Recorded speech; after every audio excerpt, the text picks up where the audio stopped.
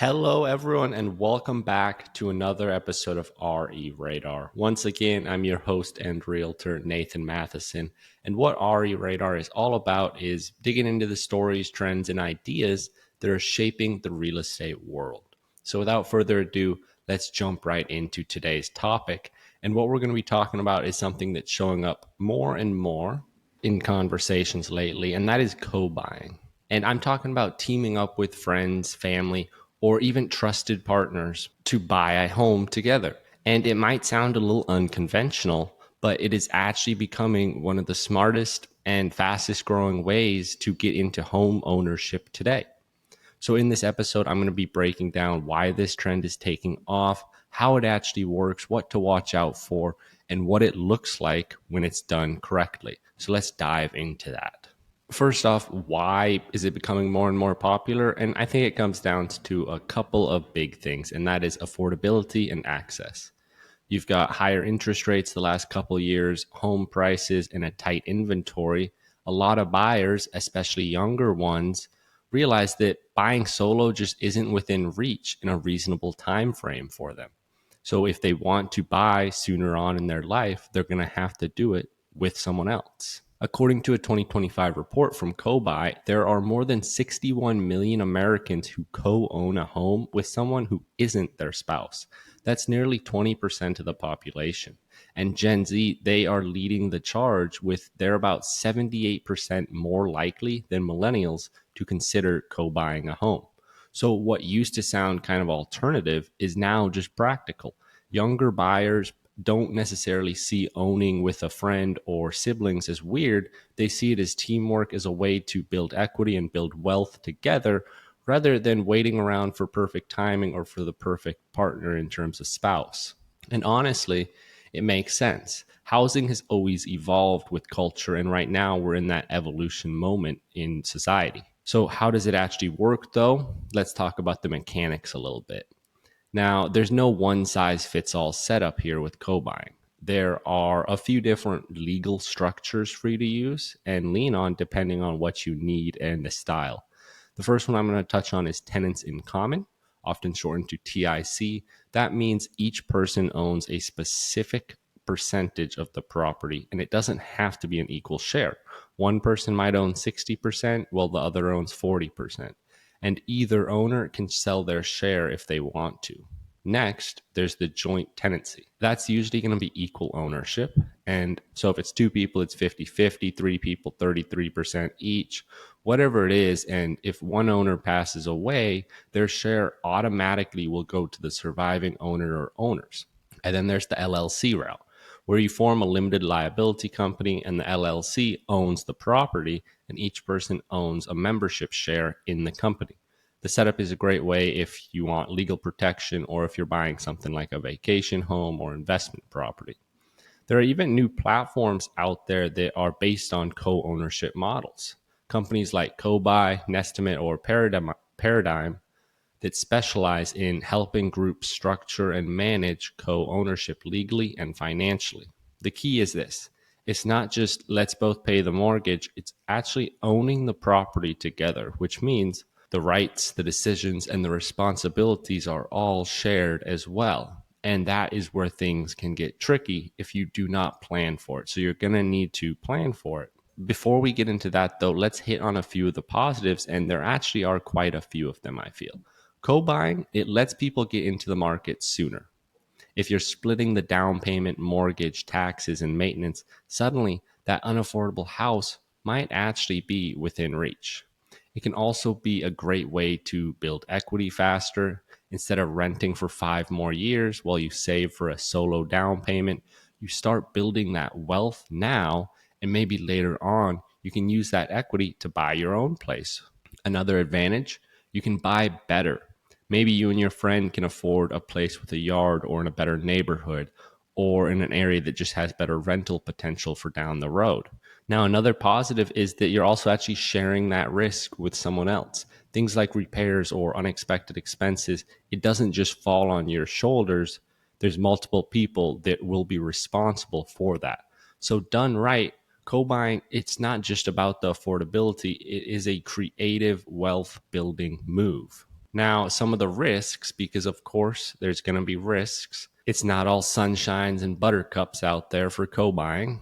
When you mix money and real estate and relationships, things can get complicated fast. So, one of those big risks, probably the biggest risk, just is the idea of conflict. What happens if one person wants to sell and the other doesn't?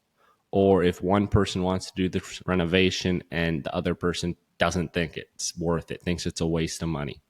If you don't have a clear structure written out and a written agreement, those disagreements can blow up. So another issue could be unequal contributions. If one person puts in more for the down payment or covers more of the bills, how do you handle that? Does that person get a bigger ownership share? Do they get reimbursed later? You have to define all these terms and set aside the rules early on, right up front when you're making this purchase. You then also have to think about exit planning. What happens if one of the owners needs to move? Or what if they need money quickly? So, what can you do? You can't just Venmo them their half. That's why every co ownership setup needs to include exit rules. Who gets the right of first refusal? How do you determine fair value? What happens if the remaining owner can't buy the others out? And then, of course, there are legal and tax considerations to be had. Each ownership type has different ones, different implications for capital gains, liabilities, and inheritance. So it is crucial to involve a real estate attorney and probably a CPA before finalizing anything with these contracts. The short version is co-buying can be amazing, but you can't just wing it. You can't just one day wake up, text your buddy, say, hey, let's buy this place. And the next day you're going to be set up, boom, buying it. And it's all going to be sunshine and buttercups, like I said before. You're going to want to plan it out and make sure there's the right contracts and rules in place for each other to follow. So, how do you do it right? Let's go through some practical best practices that will make co buying work for you or give it a better chance at being beneficial for you. First off, like I've been saying, you're going to want to have a written co ownership agreement. This is a non negotiable. It's not about mistrust. You could have the greatest trust. This could be your best friend of all time. This could be someone you trust with your life completely. It's just about clarity. So spell out who owns what, how the decisions will be made, how you're going to split costs, and how someone can exit. You want it all written down clearly so it's just out there and it's known going into it. There's no need to assume anything. Number two, you're going to want to decide your ownership percentage early on. So if someone puts in more money, they should have more equity. Don't try to even it out later. That never ends well. Next up, set the clear decision making rules. Just like the first one with the contract, decide who's going to be the manager of this place, essentially. Who's going to decide on repairs, upgrades, refinancing, or selling? What requires a unanimous vote versus a majority vote? As if maybe there's 5 people in this, will it take everyone to get anything to go through? Or do you just need 3 of the 5 votes for something to get approved and for you guys to make that decision and do it? So set that out early on. Is it going to be unanimous votes or is it going to be majority votes for different things? Next up, like I touched on earlier, you're going to want to have your exit strategy before you buy. Figure out how a buyout would work and how you're going to value the property, how you'll figure that value out. And then also just how much time will people have to decide and make these decisions on selling the property. You're also then going to want to create a joint account, likely for property expenses, things like maintenance, taxes, and repairs. That can keep the finances transparent and everyone can see what is going on. And finally, likely the most important step of it all is to communicate. Set reoccurring check-ins, maybe quarterly, maybe once a month, maybe twice a year.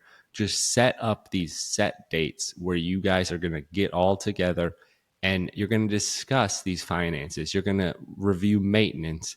You're going to make these decisions together because co-buying, I mean, it can strengthen relationships if it's built on that good communication. But if it's built on assumptions and it's built on flakiness and it's built on just, oh yeah, he's my buddy, we got this, we'll figure it out, it's likely to fall apart. All of US I've been touching on with these statistics, but if you look at it in a market like Seattle's such a perfect market for the idea of co-buying, as the median home price in Seattle is in that $800,000-$900,000 range. That is quite an expensive home for one person to buy, especially early on in their life. So the idea of co-buying in a place like Seattle is an excellent way for you to get into that home ownership market much earlier than if you were to just be out there solo buying.